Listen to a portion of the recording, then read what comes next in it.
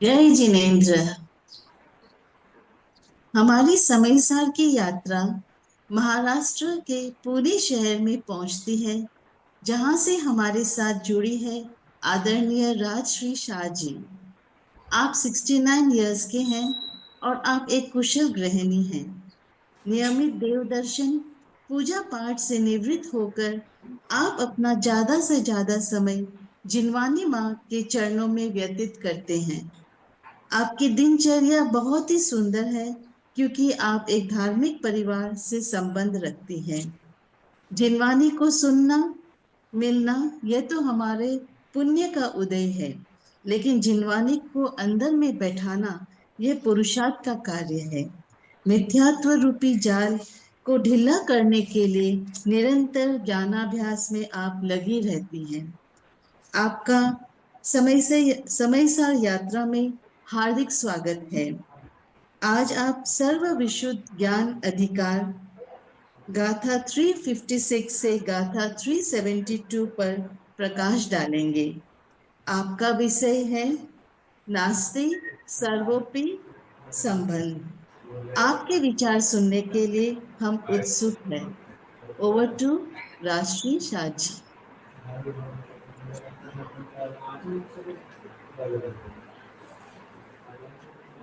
जह सेडियाणुद परस सेडिया सेडियास होदी जह तह जान गो दुन परस जान गो सोदू।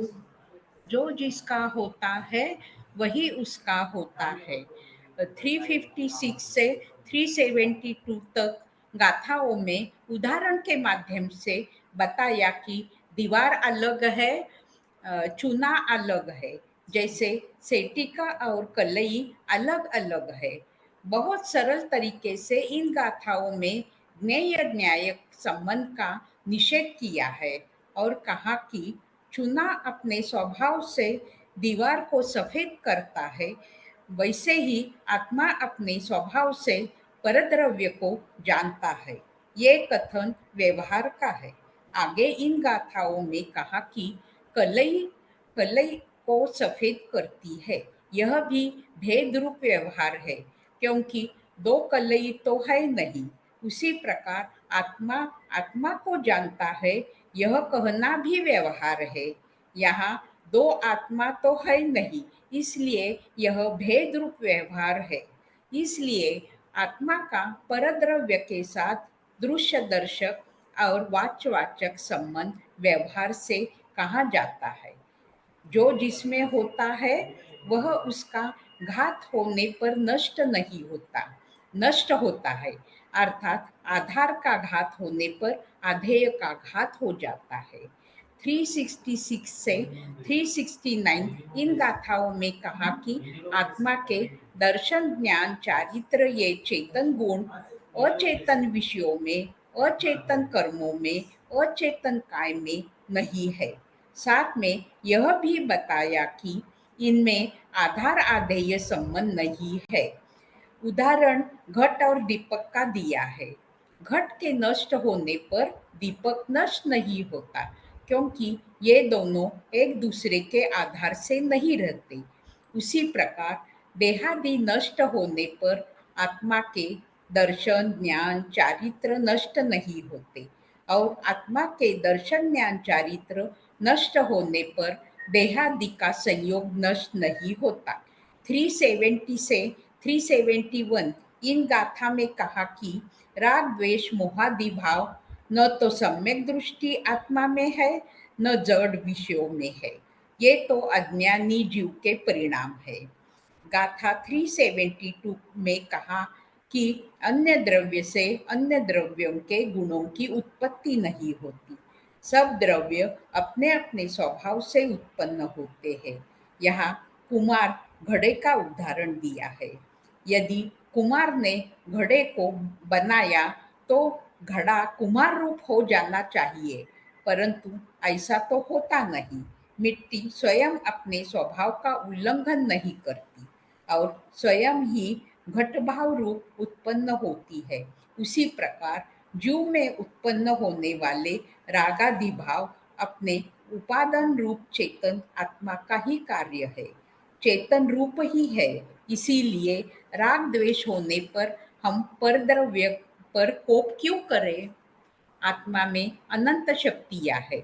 एक शक्ति दूसरी शक्ति का घात नहीं करती, एक शक्ति दूसरी शक्ति में प्रवेश नहीं करती। सभी शक्तियां अपने द्रव्य क्षेत्र काल भाव का उल्लंघन नहीं करती, परंतु एक वस्तु अन्य वस्तु की नहीं है। स्वयं परिणमती वस्तु अन्य वस्तु का क्या घात करेगी? निश्चय नहीं से आत्मा का परद्रव्य से कोई संबंध नहीं है। संबंध की भावना संसार की भावना। धन्यवाद राष्ट्री जी।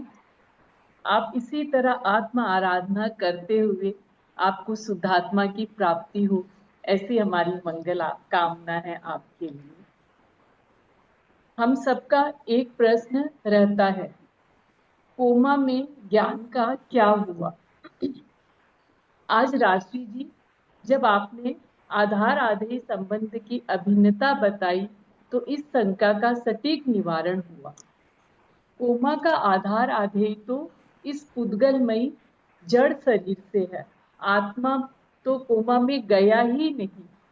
यानी कि चाहे कोमा हो, चाहे नरक निगोद, कहीं भी आत्मा तो अपनी संपूर्ण शक्ति से विराजमान है।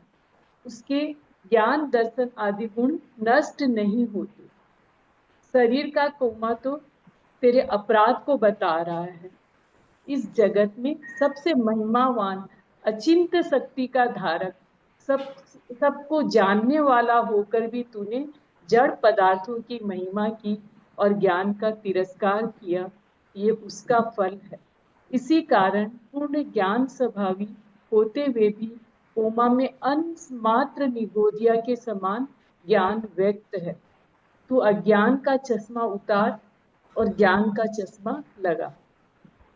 दूसरा, कलई के दृष्टांत से ज्ञान ज्ञेय की अभिन्नता बताकर सारे ज्ञेयों की पराधीनता खत्म कर दी। सब द्रव्यों में वस्तुत्व गुण है, प्रमेत्व गुण है, जिससे केवल सर्वज्ञ भगवान ही नहीं, हमारा ज्ञान भी स्वतंत्रता से जानने का काम कर रहा है। और सभी द्रव्य अपने प्रमेत्व गुण के कारण स्वतंत्रता से ज्ञान में ज्ञात हो रहे हैं, और परद्रव्य तो ज्ञान में निमित्त मात्र है, ऐसा बताकर ज्ञान ज्ञेय रूप व्यवहार का भी निषेध कर दिया। और इतना ही नहीं, प्रमेत्व गुण के कारण स्वयं का आत्मा भी स्वयं का ज्ञेय बना, तो स्व स्वामी अंशरूप व्यवहार का भी निषेध कर दिया। आत्मा परद्रव्य को जानता, ये असद्भुत व्यवहार नहीं का कथन। आत्मा स्वयं को जानता, ये सद्भुत व्यवहार नहीं का कथन। ज्ञाय ज्ञाय की है, ये निश्चय है, ऐसा समझना। ओवर टू पूजा जी। बहुत अच्छे से गाथाओं का विश्लेषण यहाँ हो गया है राजश्री जी और प्रमीला जी के द्वारा। फिर भी क्या होता है कि हमें जनरली उदाहरण याद रह जाता है।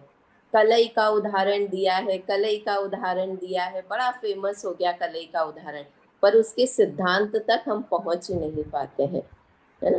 देखो यहाँ पर बताया, सबसे पहले राजश्री जी ने अच्छी लाइन बोली थी कि संबंध की भावना ही संसार की भावना है। तो हम परद्रव्य के नहीं हैं यह तो छोड़ा, किंतु पर को जानते तो हैं, ऐसा करके पर के साथ संबंध बनाने की कोशिश की।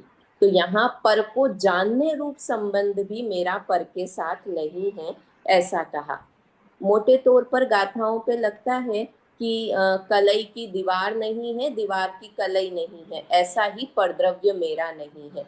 किंतु यहाँ पर कह रहे हैं कि जैसे परद्रव्य उपस्थित हो और मैं उसे जानूं, तो परद्रव्य की उपस्थिति मात्र बताई है, किंतु पर के कारण ज्ञान नहीं होता है, ऐसा बताया है। जैसे पेट्रोल के बिना कार नहीं चलती, है ना, और पेट्रोल से भी कार नहीं चलती, वैसे ही ज्ञेयों से ज्ञान नहीं होता और ज्ञेयों के बिना भी ज्ञान नहीं होता। अर्थात ज्ञेय उपस्थिति मात्र है, निमित्त मात्र है हमारे ज्ञान होने में। भजन में आता है ना, गेयों से ज्ञान नहीं, गेयों में ज्ञान नहीं, है भिन्न भिन्न सत्ता, संबंध कदापि नहीं। है ना, ये वाली लाइन आती तो बिल्कुल गेयों से ज्ञान नहीं है, मेरा जानने का स्वभाव है इसलिए मैं जान रहा हूँ।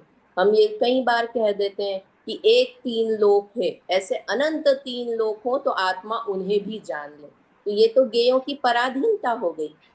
है ना, ये हम ज्ञान की महिमा करने के लिए जरूर ऐसा बोल दें, किंतु वास्तव में ऐसा है कि गेयों के आधार से ज्ञान नहीं है। दूसरी महत्वपूर्ण गाथाएं 366 से 371 तक वाली थी। वहां शब्द तो ऐसा आया, दर्शन ज्ञान चारित्र के नष्ट होने पर शरीर का नाश नहीं होता। तो यहाँ पर दर्शन ज्ञान चारित्र के नष्ट होने पर गुणों का तो नाश नहीं होता है, यहाँ पर सम्यक दर्शन, सम्यक ज्ञान, सम्यक चारित्र के नष्ट होने पर, पर्याय के नष्ट होने पर, एक पर्याय के नष्ट होने पर पुद्गल की पर्याय नष्ट नहीं होती, जीव की पर्याय। है ना, दर्शन ज्ञान चारित्र गुणों का तो कभी नाश होता ही नहीं है, तो इसलिए लिया। हम लोग ये जो बोलते हैं कि गुण स्थान गिर गया, कब जब मृत्यु हुई, शरीर का नाश हुआ, तो आत्मा के सम्यक चारित्र का, सम्यक दर्शन का भी नाश हो गया। तो वास्तव में ये व्यवहार का कथन है। जब भी मृत्यु हुई उस समय मुनिराज छठे सातवें गुण स्थान में थे, तो मुनिराज के स्वयं के पुरुषार्थ की कमी हुई। एक साथ 4-5 काम हुए, मुनिराज के पुरुषार्थ की कमी हुई, उसी समय आयु कर्म का पूर्ण होना हुआ, उसी समय अप्रत्याख्यानावरण कषाय का उदय आया, उसी समय गुणस्थान गिरकर छठे से चौथा गुणस्थान हो गया, और उसी समय उस जीव का अन्य गति में जन्म हो गया। और उस समय सबसे महत्वपूर्ण कारण कि उस समय ऐसा होने की योग्यता थी।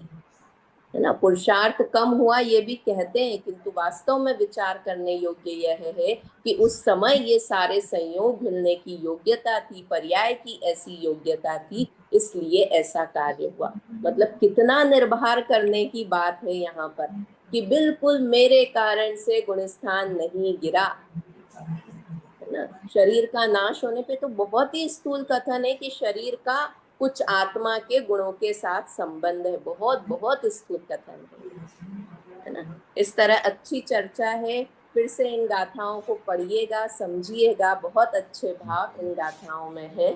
सभी का धन्यवाद। राजश्री जी, प्रमीला जी ने बहुत अच्छे से विषय लिया, रेखा जी का भी धन्यवाद। जय जिनेन्द्र।